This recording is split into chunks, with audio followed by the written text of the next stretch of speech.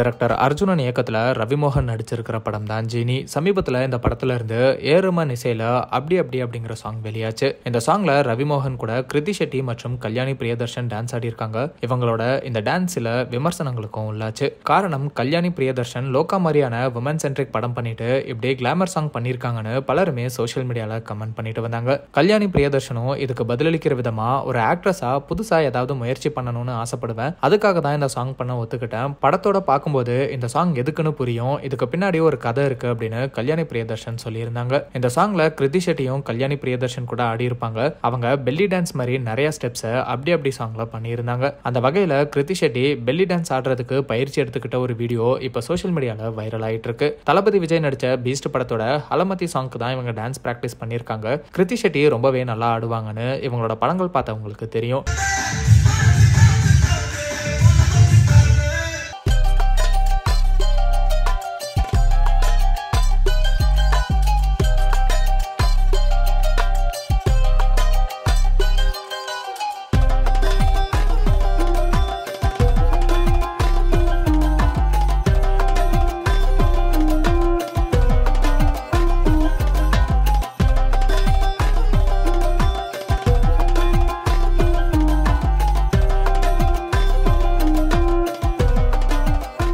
தமிழ்ல இப்போதான் அறிமுகமாகியிருக்காங்க.